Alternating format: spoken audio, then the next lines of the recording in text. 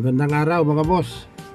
Araw ngayon ng Martes at pupunta naman tayo ngayon ng palengke uli. Titignan muna natin ngayon kung ano yung makikita natin at mabibili natin ulam ngayong gabi. 4:30 na ng hapon mga boss. Kaya tara, samahan nyo kami. At ito, papasok na tayo ng Pasay Market. Katapat ito ng Pure Gold. Tapat na tapat lang. Yan, diretso lang tayo mga boss. Napakasarap mamili rito, napakamumura ng mga bilihin. Lalo na yung baboy, manok, isda. Dito sa mga kainan na yan, dito ko yan, dyan ako madalas kumain. Ano yan, bali kamayan yan. Sarap dyan kumain mga boss. Ang mura lang ng pagkain dyan. Diretso lang tayo mga boss. At papasok na tayo sa Pasay Market mga boss. Yan, nasa loob na tayo ng Pasay Market. Diyan sa papanik na yan, sa escalator na yan, pagawa ng mga cellphone ng taas niya, yung second floor. Marami nagawa ng mga cellphone dyan, mga laptop. Kaya kung magpapagawa kayo, kung taga rito kayo sa Pasay, dyan sa Pasay Market. Dito may bilihan din ng mga silver dito mga boss ha. Silver, relo, dito sa loob mismo. Pero hindi naman ito ang pinuntahan natin dito, kundi palengke. Mamamalengke tayo mga boss ng iuulam natin ngayong gabi. Yan, diretso lang tayo mga boss. Ayan na ang palengke ng Pasay. Yan, palengke na ng Pasay yan. Medyo maliwanag mga boss eh. Yan, liwanag eh. Ang daming ilaw. Yan, hindi tayo dyan dadaan dito sa kabila. Uunahin natin sa bilihan ng mga baka, langgunisa at mga barbecue. Dito namimili si Diwata ng mga chicken. Dito sa palengke na to, chicken, baboy, saka mga barbecue, yung mga natuhog-tuhog na dito siya nabili. Kasi mura lang talaga rito eh. Dahan-dahan tayo dyan sa daanan, napakadulas. Yan, dyan siya nabili yung barbecue na yan.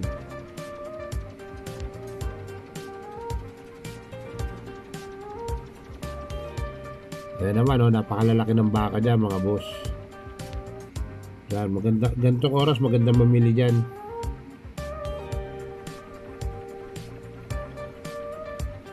Si kuya sinasabit na yung mga paninda niya, baka. Lalaki ng baka Ayan yung balat ng baka Sarap yan, pang kare-kare. Ito naman yung ano ng baka yan, yung ginagawang yung tawag doon. Basta yun na nga yung tantarin. At dito naman yung napakaraming langgunisa, dito ako namimili ng langgunisa. Paborito kasi yan ng anak ko eh. Yung langgunisa na yan, paborito na anak ko yan. Pero hindi naman tayo nabili ng marami niyan, konti lang. Halaga 100 lang bibili natin mga boss.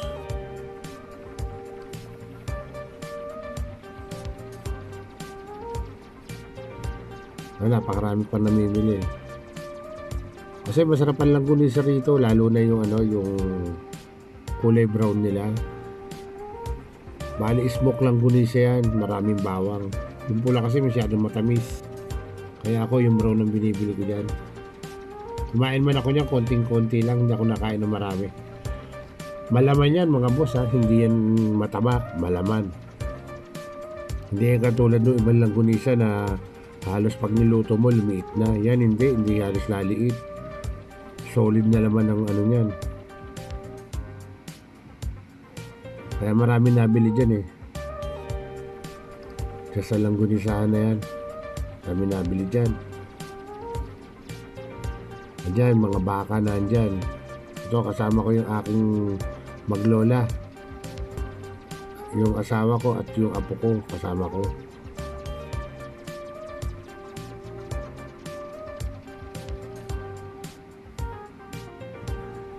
Puro baka yan mga boss. Daming baka dyan. Para pag nakita nyo, para namalengke na rin kayo. Saka para may idea kayo kung ano yung mabibili rito sa Pasay Palengke.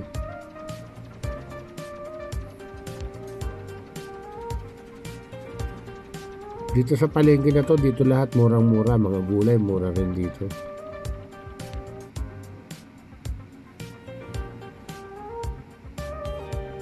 Ayan at bumili nga tayo ng halaga 100. Tignan natin kung ilang piraso mga boss. Yung 100 natin. Ayan, tinitimbang na ni ate.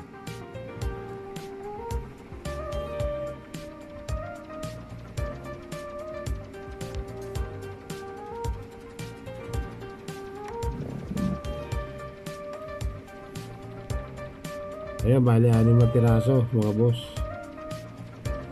Ngayon, bali 6 na piraso, 110 ang ano niya. Kaya sabi ko, wag mo nang bawasan.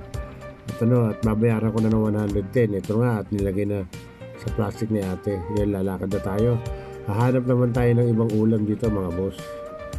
Kasi sa anak ko yan eh. Ayan, buhay na tilapia yan, no? Ayan, mga sa isdaan naman tayo ngayon. Ayan, nasa isdaan na tayo. Marami rin mga seafoods dito mga boss. Ayan, mga hipon yan, no? Ayan, mga hipon, no? Daming hipon, ano? Medyo maaga-aga pa kasi mag-aalas 5 pa lang, eh. Ayan, mga bangos. Ito, dito ako nabili ng tuna. Ngayon ko konti yung paninda nila, eh. Saka yung binibili ko na puro laman, wala rito. Bali yung parang, ano yun, puro laman yun. Masarap yung i-adobo. Eh wala, kaya bumili na lang ako ng isang panga. Ang isang panga halaga 90 pesos. Yung isang panga na yan. I-adobo ko rin, lalagyan ko ng dugo. Dugo ng manok, adobo. Para ulam na namin hanggang bukas ng tanghali. Ayan, 90 pesos yan mga boss. Kasi langgunisa sa anak ko lang yun eh. Ayan, 90 pesos yun, isang panga ng tuna. Sayang, wala yung binibili ko. Yun ang paborito ko, laman talaga eh. Saka wala yung mga kaibigan. May mga kaibigan ako rito eh, wala siya eh. Saka marami sila magbigay sa akin pag sila yung nagtitinda dyan.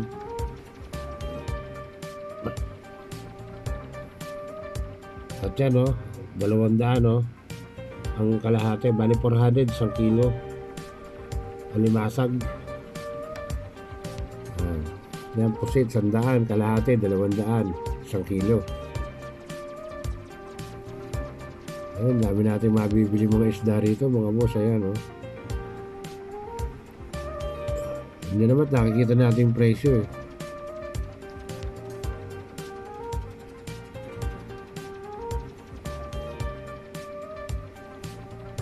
Ayan, oh. Naghahanap tayo ng dugo, mga boss, eh. Kasi sasama natin sa adobo. Masarap yung tuna na yun sa dugo pagsama mo. Masarap siya sa adobo.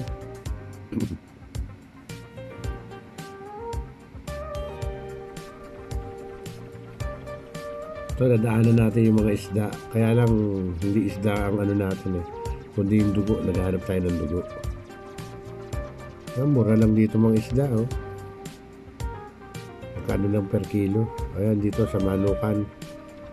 Ito yung manukan eh, oh. Dami manok, no, mga boss. Kaya naman karamihan nakikita ko rito yung yung may yellow, yung parang may yellowhan. Doon sa bandang dulo meron doon mga magnolia. Dito baboy, manok, dito parang yan, oh, tingnan nyo. Dami. Nahanap nga lang ako ng dugo eh. Wala akong makita.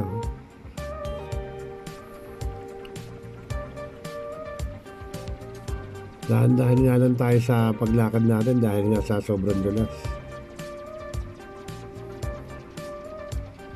Diretso lang tayo mga boss. Yung sa kabila na yan, babuyan naman yan. Maraming baboy naman dyan. Kaya lang matagal na rin akong hindi nagkakain ng baboy eh. Wala tayong makitang dugo oh. Wala tayong makitang dugo.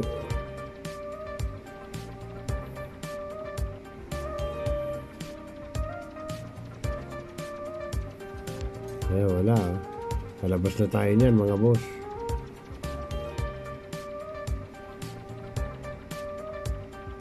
Wala tayong makita.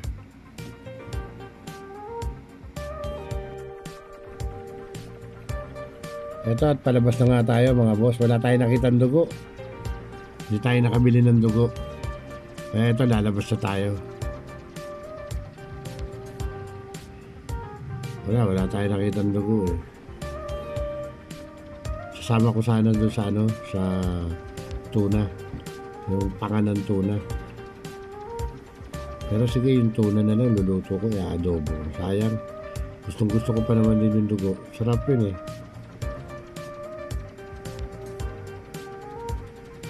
Andito na tayo sa labas mga boss. Wala naman natin ang gulay ngayon mga boss.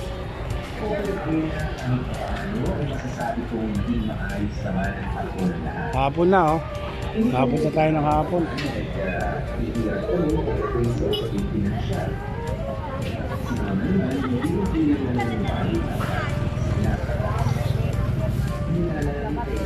Doon na tayo bumili ng mga anong sopa. Ito gulayan to.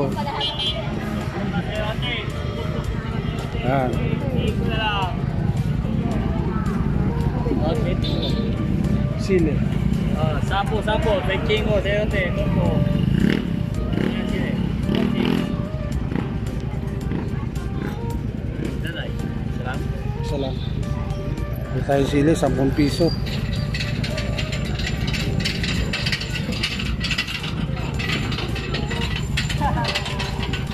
Kaya baka mo be. Lagay dito. Yung pagbibing ko, ito yung dapat.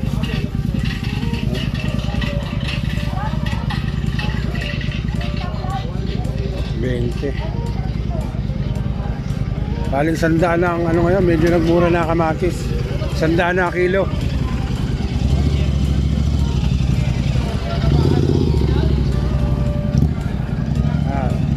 Dito yan sa may palengke ng Pasay mga boss.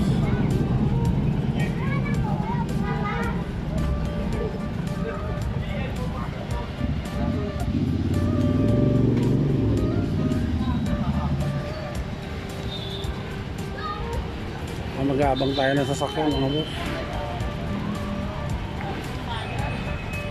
Kabili na tayo ng tuna. Walang dugo. Abang tayo ng sasakyan mga boss. Ayan yung palengke yan, papasok lang kayo dyan Ito yung pure gold.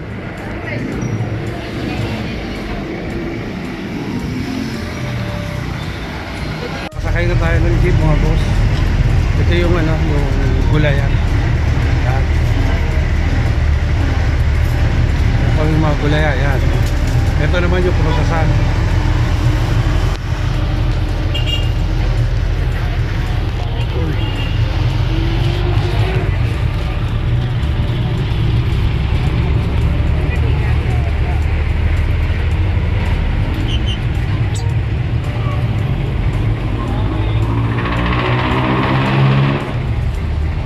Pwede kayo mamili ng prutas dito mga boss.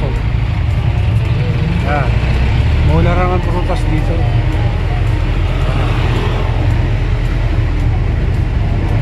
Yung kahaba na yan, puro prutas yan.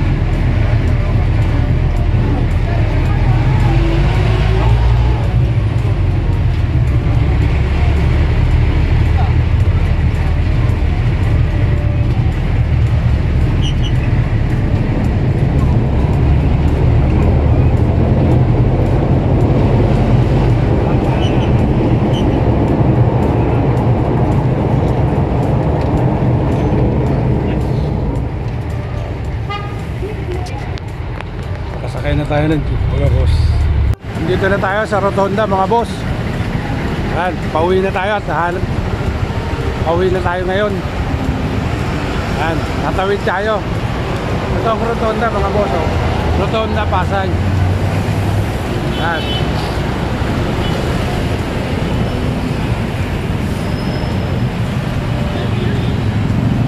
Tatawid tayo mga boss.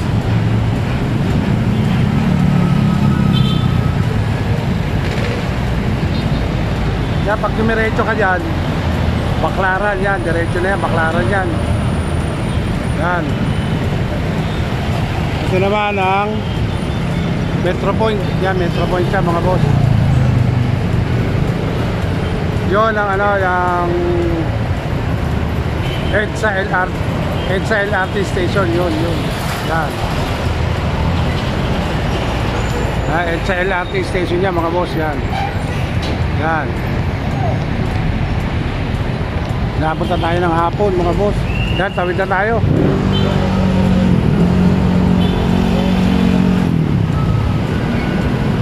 Tawid na tayo mga boss. Yan o. Nasa gitna tayo ng kalsada.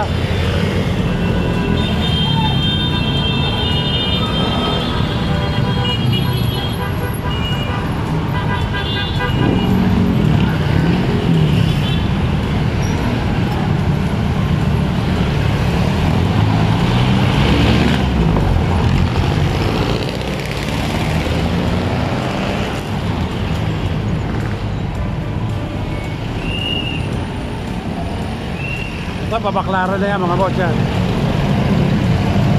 At dito na rin ako unti-unti magpapaalam sa inyo mga boss. Please like and subscribe nyo naman ang aking YouTube channel para makagawa pa ako ng magagandang video para sa inyo.